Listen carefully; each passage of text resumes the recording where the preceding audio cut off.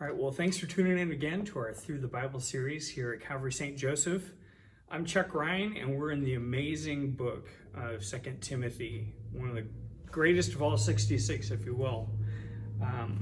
What would you say to somebody if you were on your deathbed? Or how would you articulate to somebody when you knew you only had a short time to live? And that's really what we find in 2 Timothy.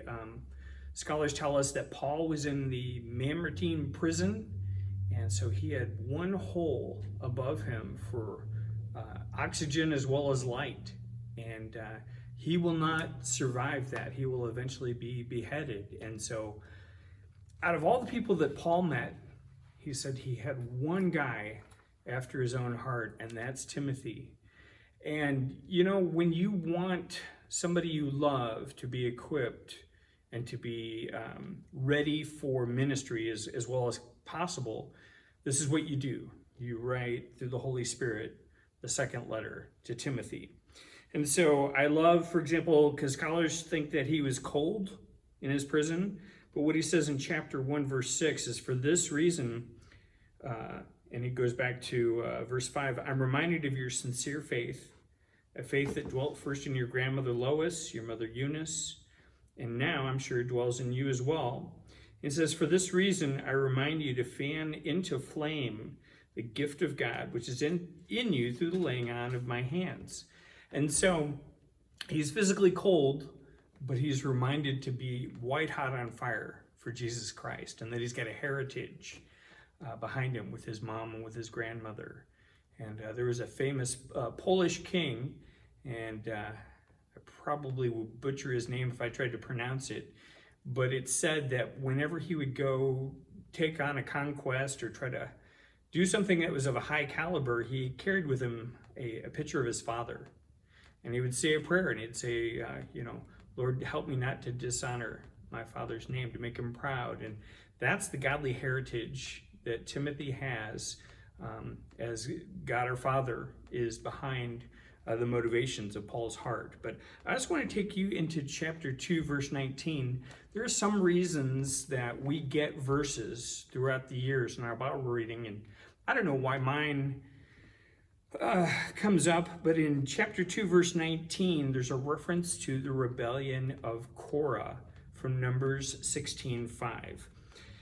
2 Timothy 2:19 says, actually back up to verse 17, and their talk will spread like gangrene. Among them are Hymenaeus and Philetus, who have swerved from the truth, saying that the resurrection has already happened, and they are upsetting the faith of some. But God's firm foundation stands, bearing this seal: the Lord knows those who are his, and let everyone who names the name of the Lord depart from iniquity. So what's going on here with these guys mentioned was irreverent babble. It wasn't biblical, but what Paul does is he points Timothy to something biblical, and he goes back to Numbers 16:5 with the rebellion of Korah. Now, if you're familiar with the Psalms, you know that we do have some Psalms that are from the sons of Korah there. But what has happened in chapter 16 is that a rebellion, maybe the first church split, well, not the first one, but there's a church split in number 16. And what has happened is that Korah, the son of Izhar, son of Kohath, the son of Levi, and on, rose up before Moses. And basically what they do is they accuse Moses and his leadership of being self-serving and being prideful.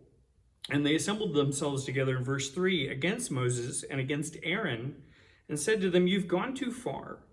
For all in the congregation are holy, every one of them, and the Lord is among them. Why then do you exalt yourselves above the assembly of the Lord? Now what they're saying isn't true.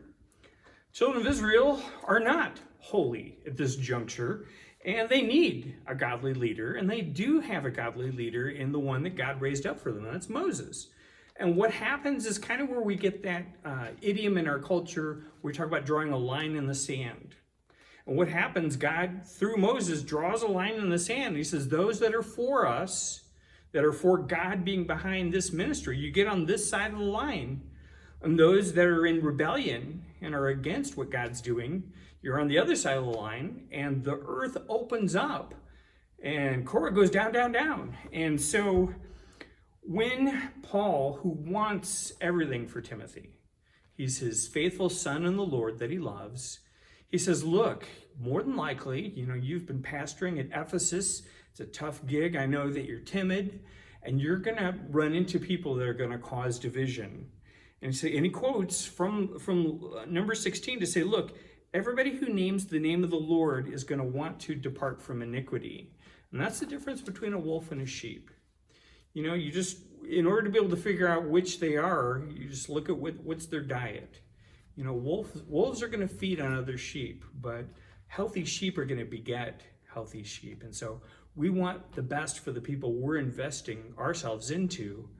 Why not share some 2 Timothy with them? And we'll see you next time in Titus.